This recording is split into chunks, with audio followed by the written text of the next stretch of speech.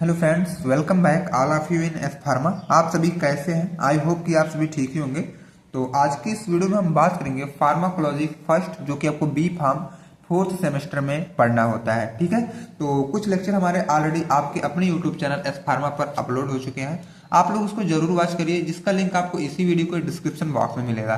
तो हम बात करेंगे आज यूनिट नंबर सेकंड के, और ये यूनिट नंबर सेकंड का सिलेबस। सबसे पहले मैं आपको सिलेबस इंट्रो करा देता हूँ। यह आपका सिलेबस यूनिट नंबर सेकंड का जनरल फार्माकोलॉजी हमारी चल रही थी, और इसमें हम लोग कवर करेंगे आज। यहां से है drug receptor interaction, signal transduction mechanism, जिसमें आपका आता है G protein coupled receptor, ion channel receptor, transmembrane enzyme link receptor, transmembrane JAK STAT binding receptor and receptor that regulate transcription factor. ठीक है, इतने सारे फैक्टर्स में receptor आते हैं, लेकिन इस वीडियो में हम लोग केवल वही डाउट क्लियर करेंगे drug receptor interaction, signal transduction mechanism का, और जी प्रोटीन कपल्ड रिसेप्टर क्या होता है, जो कि मोस्ट इंपॉर्टेंट आपके एग्जाम के अकॉर्डिंग है। ये केवल स्पेसिफिक 7 मार्क्स में पूछा जाता है। ठीक है, इसलिए मैं इसका एक सेपरेट वीडियो ही बना रहा हूं, ताकि आपका जो भी डाउट्स है वो अच्छे तरीके से क्लियर हो सके। बाकी जो नेक्स्ट में हम लोग आएंगे तो जितने भी रिसेप्टर हैं टोटल एक ही वीडियो में मैं मर्ज कर दूंगा, लेकिन ये वाला सेपरेट वीडियो बना रहा हूं क्योंकि यह बहुत इंपॉर्टेंट रिसेप्टर होता है, और आपके एग्जाम में आने की इसकी प्रायोरिटी भी ज्यादा होती है। ठीक है, तो आइए हम लोग देखते हैं ड्रग रिसेप्टर इंटरेक्शन क्या होता है। तो सबसे पहले मैं आपको ये बता दूं कि रिसेप्टर, आई होप कि सबका डाउट क्लियर हुआ होगा। अगर आप लोग हमारे साथ स्टार्टिंग से जुड़ के ही पढ़ाई कर रहे होंगे तो रिसेप्टर में प्रीवियस लेक्चर में ही बता दिया था कि रिसेप्टर क्या होता है। मैं एक बार फिर से रिकॉल कर दे रहा हूं। रिसेप्टर हमारा एक सेल के सरफेस पर प्रेजेंट होता है, जिससे हमारी ड्रग्स बाइंड करती है और हमारे बॉडी में थेरापेटिक एक्टिविटी को शो करती है। वही आपका रिसेप्टर होता है, जहां पे हमारा ड्रग बाइंड करके एक्शन लेता है। ठीक है, लेकिन यहाँ पे आपको पढ़ना है ड्रग रिसेप्टर इंटरेक्शन। यहाँ पे ड्रग रिसेप्टर से कैसे बाइंड करके क्या इंटरेक्शन दे रहा है, वही यहाँ पे पढ़ना है। The drug bind with receptor, सीधी सी बात वही आ रही है। जब हमारा कोई भी ड्रग रिसेप्टर से बाइंड करता है तो उन्हीं कंडीशन को हम लोग बोल देते हैं ड्रग रिसेप्टर इंटरेक्शन। सीधी सी बात है, the drug bind with receptor is known as drug receptor interaction. ठीक है, और सीधी ये जानो कि जब कोई ड्रग्स रहेगा और रिसेप्टर रहेंगे, जब दोनों आपस में बाइंड कर जाएंगे, मतलब ऐड हो जाएंगे, तो ड्रग रिसेप्टर कहलाएगा। जब ड्रग रिसेप्टर आपस में ऐड ही हो जाएंगे, तब जाके फाइनली हमारे बॉडी के लिए फार्माकोलॉजिकल या थेरापेटिक एक्टिविटी मिलेगी। ठीक है, इन्हीं को हम लोग बोल देते हैं अपना ड्रग रिसेप्टर या ड्रग रिसेप्टर इंटरेक्शन। क्यों इंटरेक्शन इसलिए बोला जा रहा है क्योंकि जब ड्रग और रिसेप्टर दोनों ऐड होते हैं तो हमारी बॉडी के लिए कुछ ना कुछ ये करते हैं, इसीलिए दोनों इंटरेक्ट करेंगे तो हमारी बॉडी के लिए फार्माकोलॉजिकल एक्शन देंगे, इसीलिए इनका नाम रखा गया है ड्रग रिसेप्टर इंटरेक्शन। ठीक है, drug is different type of the basic of their action. अब देखो क्या है, एक्शन के अकॉर्डिंग देखा जाए तो ड्रग तो डिफरेंट डिफरेंट टाइप के आते हैं, ये सभी को पता है, लेकिन फिर उसी में आपको पढ़ना है कि रिसेप्टर भी के मतलब अलग अलग टाइप के होते हैं, उनका यहाँ पे क्लासिफिकेशन पढ़ना है। जैसे ड्रग डिफरेंट डिफरेंट टाइप होता है, उसे रिसेप्टर भी डिफरेंट डिफरेंट टाइप के होते हैं, और हर रिसेप्टर के लिए अपना मतलब जो भी ड्रग्स होती है वो अलग अलग रिसेप्टर पे जाके बाइंड होकर अपना ये फार्माकोलॉजिकल एक्टिविटी हमारे बॉडी में शो करती है। तो आज हम लोग देखेंगे कि क्लासिफिकेशन ऑफ रिसेप्टर, रिसेप्टर को कितने टाइप से क्लासिफाई किया गया है। सबसे पहला most popular most important receptor आपका आता है जी प्रोटीन कपल्ड रिसेप्टर। कौन सा प्रोटीन, कौन सा रिसेप्टर फ्रेंड्स? जी प्रोटीन कपल्ड रिसेप्टर। उसके बाद दूसरा आपका आता है आयन चैनल रिसेप्टर। ये आयन चैनल रिसेप्टर क्या होता है, और एंजाइम लिंक रिसेप्टर क्या होते हैं, जैक स्टेट बाइंडिंग रिसेप्टर क्या होते हैं, उसके बाद receptors that regulate transcription factor, ये क्या होते हैं। ठीक है, तो आपको ओवरऑल काउंटिंग अगर देखा जाए तो 5 हो रहे हैं। 5 में से आज के वीडियो में केवल कवर हुआ जी प्रोटीन कपल्ड रिसेप्टर, जो कि मोस्ट इंपॉर्टेंट है। ये तो कंफर्म है कि ये क्वेश्चन आने वाला है। अब 7 में पूछेगा, 2 में पूछेगा, 10 में पूछेगा, ये तो थोड़ा सा नहीं कंफर्म, बट 7 में तो कंफर्म है, शायद 7 में पूछ ले। ठीक है, अब जी प्रोटीन कपल्ड रिसेप्टर की हम लोग बात करेंगे। सबसे पहले जी प्रोटीन कपल्ड रिसेप्टर, इसका जो जी का अगर देखा जाए फुल फॉर्म तो होता है ग्वानिन। ग्वानिन क्या होता है इसका फुल फॉर्म, जो ये जी है, जी का फुल फॉर्म होता है आपका ग्वानिन प्रोटीन कपल्ड रिसेप्टर, जिसको हम लोग दूसरे नाम से भी जाने मतलब हम लोग जानते हैं। इसका जो शॉर्ट फॉर्म आता है GPCR, मींस GPCR, इसीलिए इसको कहा गया है it is also called GPCR receptor. इसीलिए हम लोग इसको दूसरे नाम से भी जानते हैं, GPCR रिसेप्टर के नाम से। ठीक है, ज्यादातर जब आपसे कहीं एमसीक्यू पूछा जाएगा तो इनका शॉर्ट फॉर्म यूज किया जाएगा, तो आप लोग यहीं से जान जाओ कि जी प्रोटीन कपल्ड रिसेप्टर को GPCR भी कहा जाता है। क्या कहा जाता है फ्रेंड्स?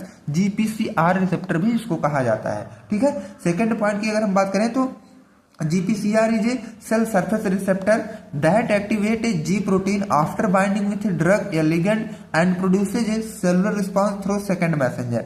अब देखो क्या है, हमारे सेल के सरफेस पे GPCR रिसेप्टर प्रेजेंट होते हैं, ठीक है, जो कि GPCR रिसेप्टर तो हमारे सेल के सरफेस पे प्रेजेंट होते हैं, ये क्लियर हुआ। अब ये करते क्या है, जब इन रिसेप्टर पर हमारा कोई भी ड्रग या लिगेंड कोई भी बाइंड होता है तो ये जी प्रोटीन को एक्टिवेट करेंगे। दैट एक्टिवेट जी प्रोटीन कब एक्टिवेट करेंगे, जब कोई भी ड्रग या लिगेंड हम हमारे सेल पे जो सरफेस सेल के सरफेस पे जो रिसेप्टर प्रेजेंट है वहां पे जब कोई ड्रग या लिगेंड जब दोनों बाइंड करेंगे तो जी प्रोटीन को एक्टिवेट करेंगे। अब जब जी प्रोटीन एक्टिवेट हो जाता है तो वो क्या है, सेलुलर रिस्पांस को प्रोड्यूस करता है। जब सेलुलर रिस्पांस को प्रोड्यूस करेगा तो वही जो सेलुलर रिस्पांस है वो सेकंड मैसेंजर तक जाएगा। सेकंड मैसेंजर के बाद उसके थर्ड मैसेंजर, ऐसे ऐसे हमारा सिग्नल चला जाएगा, ठीक है, फर्स्ट से सेकंड, सेकंड से थर्ड, थर्ड से फोर्थ, ऐसे जाता रहेगा, ठीक है। तो आई होप आपका सेकंड पॉइंट क्लियर हुआ होगा। अगर आपको कहीं भी डाउट होता है तो प्लीज कमेंट सेक्शन में आप लोग कमेंट करके हमसे पूछ सकते हैं, ताकि जो भी डाउट्स है वो क्लियर हो सके। और आप सब अगर चैनल पर पहली बार है तो वीडियो को लाइक और चैनल को सब्सक्राइब भी करें, ताकि नेक्स्ट वीडियो का इन्फॉर्मेशन सबसे पहले आप तक पहुंचे। एंड विदाउट एनी चार्ज अगर आपको नोट्स भी डाउनलोड करने हैं तो Telegram group and WhatsApp group दोनों को ज्वाइन कर सकते हैं, जिसका लिंक आपको इसी वीडियो को डिस्क्रिप्शन बॉक्स में दिया गया है। ओके, अब आइए हम लोग थर्ड पॉइंट की बात कर लेते हैं। GPCR receptor is a family of cell membrane receptor which is activated by G proteins. This receptor is made up of 7 helical spanning membrane which are connected to each other. अब देखो क्या है, ये जो GPCR रिसेप्टर की एक family होती है जो कि सेल मेम्ब्रेन रिसेप्टर भी हम लोग को इसको मतलब दूसरे नामों से भी जानते हैं, ठीक है, विच is activated by ji protein. आप लोगों ने ऊपर देखा कि इसमें जी प्रोटीन क्या है, एक्टिवेट हो जाता है, ठीक है, रिसेप्टर के लिए। और ये रिसेप्टर बने होते हैं 7 हेलिकल स्पेयरिंग मेम्ब्रेन, मतलब इसमें 7 हेलिक्स मिलके बने होते हैं हमारे जो GPCR रिसेप्टर होते हैं, और जो कि वह एक दूसरे से कनेक्ट होते हैं, ठीक है। पहला हेलिकल दूसरे से, दूसरा तीसरे से, तीसरा चौथे से, ऐसे ये कनेक्ट होते हैं। ऐसे ये सिग्नल को ट्रांसड्यूस करते रहते हैं, फर्स्ट सेकंड को, सेकंड थर्ड को, थर्ड फोर्थ को, ऐसे ये करते रहते हैं, ठीक है। एंड अब हम लोग जानेंगे इसका नेक्स्ट पॉइंट क्या कहता है। सॉरी फ्रेंड्स, अब इसका जो नेक्स्ट पॉइंट कहता है, ये in this helical channels 3 segment run in extra cellular and 3 run intracellular. अब इसमें जो आपको मैं बताया कि 7 हेलिकल होते हैं ना, तो जो ये 6, मतलब अभी मैं 6 की बात कर रहा हूँ, 7 होते हैं, बट ये जानो कि जो 3 सेगमेंट है वो एक्स्ट्रा सेलुलर में चलेंगे, ठीक है, मतलब सेल के बाहर चलेंगे। एंड 3 रन इंट्रासेलुलर, और जो 3 बच रहे हैं वो सेल के अंदर चलेंगे, ठीक है। When a drug agonist by is binding with the amine group of extracellular, then G protein is activated। अब देखो क्या है, जब वहां पे रिसेप्टर के साथ हमारे ड्रग एगोनिस्ट जब वो बाइंड होती है तो एक्स्ट्रा सेलुलर में आपका अमीन ग्रुप के साथ ही बाइंड होती है। उसके बाद आपका जी प्रोटीन एक्टिवेट होगा जब वह ड्रग से बाइंड होगी। उसके बाद जी protein bind with the receptor, फिर एक्टिवेट होने के बाद वह रिसेप्टर से बाइंड होगी और तब जाके रिसेप्टर एक्शन जो है प्रोड्यूस करेगी। और अब थोड़ा सा हम आपको मैकेनिज्म भी बता देते हैं, मैकेनिज्म, और इसका जानो कि इमेज भी कैसा रहेगा या फिगर कैसा रहेगा। इस फिगर को आप लोग बहुत ध्यान से देखिएगा, अभी आपका पूरा डाउट क्लियर हो जाएगा, ठीक है। यहाँ पे आपको 6 दिखाई दे रहे हैं, 3 इधर है, 3 इधर है, यही आपके हेलिक्स के मैं बात किया था, ठीक है, यही हेलिक्स होते हैं। अब देखो क्या है, एक होता है राइट साइड, एक होता है आपका लेफ्ट साइड। तो राइट साइड में जो भी सिस्टम है सब अभी इनएक्टिव फॉर्म में है, और जो राइट साइड में है वो क्या है, एक्टिव फॉर्म हो जाते हैं। अब ये सारी मैकेनिज्म, सारी प्रोसेस कैसे होती है इसको हम लोग अब जानेंगे, ठीक है। ये मानो ये इंट्रासेलुलर एक्स्ट्रा सेलुलर है फ्रेंड्स, इसमें ये जान लीजिए जो सर्कल सर्कल बने हैं, और ये आपका कोई सेल है, मान लो ये पूरा सेल है, सेल के सरफेस के ऊपर आपका रिसेप्टर प्रेजेंट है, ठीक है, और वह रिसेप्टर क्या है, GPCR रिसेप्टर प्रेजेंट है, ठीक है। ये पूरा सेल है, सेल के ऊपर GPCR मतलब जी प्रोटीन कपल रिसेप्टर प्रेजेंट है। उसके साथ हमारे हेलिक्स के साथ अटैच होते हैं अल्फा बीटा गामा, ठीक है। अब यहाँ जो गामा ए है वो उसके साथ जो है GDP भी ऐड है, देख रहे हो, हेलिक्स के साथ GF ऐड है, उसी के जस्ट साथ GDP ऐड है, जो कि अभी इनएक्टिव फॉर्म में है। किस फॉर्म में है फ्रेंड्स, इनएक्टिव फॉर्म में है। तो मैं ऑलरेडी आपको बताया था कि लेफ्ट वाला जो भी है अभी ये इनएक्टिव में है, तो मतलब GDP आपका इनएक्टिव फॉर्म में रहेगा। जब GPCR रिसेप्टर पे कोई भी ड्रग या हार्मोन वगैरह जब ये बाइंड होते हैं तो ये एक्टिव हो जाते हैं, मतलब जो यहाँ पे जीडीपी एक्टिव इनएक्टिव था, जब वह इस पे कोई ड्रग वगैरह या हार्मोन वगैरह जब बाइंड होंगे तो ये क्या करेंगे, जीटीपी के साथ ये जीटीपी जो है ये जीटीपी एक्टिव में चेंज हो जाएगा। मतलब जब कोई हमारी ये ड्रग्स जो आ रही है रिसेप्टर के साथ बाइंड होगी तो जीटीपी जो यहाँ पे लगा जीए के साथ ये एक्टिव हो जाएगा, उसके बाद जी प्रोटीन भी एक्टिव हो जाएगी और उसके बाद बीटा और गामा जो आपके ये अलग अलग हो जाएंगे और जीटीपी जो है ये सिग्नल प्रोड्यूस कर देगा। बस यही जो है जीपीसीआर का पूरा मैकेनिज्म है, बहुत ही आसान लैंग्वेज में। आई होप कि आपका क्लियर भी हुआ होगा, ठीक है। और अगर नहीं भी क्लियर हो तो प्लीज आप लोग कमेंट सेक्शन में कमेंट करके हमसे पूछ सकते हैं, कोई भी डाउट अगर होता है। एक बार मैं फिर से इसको रिकॉल कर देता हूं, ये आपका पूरा सेल है और सेल के ऊपर आपका जीपीसीआर रिसेप्टर प्रेजेंट है, ठीक है। और मैं ऑलरेडी बताया कि सेल के सरफेस के ऊपर जीपीसीआर प्रेजेंट होता है, ये प्रेजेंट है। उसी हेलिक्स के साथ आपका जीए मतलब अल्फा बीटा गामा भी प्रेजेंट है और जीए के साथ आपका जीडीपी इनएक्टिव फॉर्म में लगा हुआ है। अब ये ड्रग ये जो आपके रिसेप्टर हैं जब इस पे कोई ड्रग या लिगेंड बाइंड करेंगे इस तरफ राइट साइड में, तो जो यहाँ जीडीपी था वो जीटीपी के फॉर्म में एक्टिव हो जाएंगे। जब जीटीपी एक्टिव होगा तो जी प्रोटीन एक्टिव होगा, जब जी प्रोटीन एक्टिव हो जाएगा तो बीटा और गामा अलग हो जाएंगे और जीए के साथ जो जीटीपी आएगा अब वह सिग्नल प्रोड्यूस करेगा हमारे बॉडी के अंदर, क्योंकि अभी यह एक्टिव फॉर्म में हो गया है, ठीक है। तो आई होप आपको मैकेनिज्म भी बहुत अच्छे से समझ में आया होगा। अब हम लोग जान लेते हैं इनके थ्री पाथवे भी आते हैं ना। The GPCR receptor produce action by following 3 pathway. 3 pathway से देखा जाए तो ये अपना एक्शन हमारे बॉडी में करते हैं। ओवरऑल एक्शन आपको पता ही हो गया होगा मोड ऑफ एक्शन कैसे है, बट 3 पाथवे भी हम लोग जान लेते हैं, क्या ही दिक्कत है इसमें। एडेनिल साइक्लेज पाथवे सीएमपी जिसको हम लोग बोलते हैं, phospholipase DAG pathway, ion channel regulation, ठीक है। अब यही हम लोग 3 थोड़ा सा डीप में भी जान लेते हैं और आई होप कि आपका डाउट इसी तरह कुछ क्लियर भी हुआ होगा। अगर नहीं भी होता है तो आप प्लीज कमेंट सेक्शन में कमेंट जरूर करें। अब एडेनिल साइक्लेज पैथवेज मतलब सीएएमपी सिस्टम क्या होता है। द एडेनिल साइक्लेज पैथवेज, इसको हम लोग सीएमपी कहते हैं, ऑलरेडी आपको पता होगा। Is a signalling mechanism in which activation of GS protein coupled receptor increase CMP formation.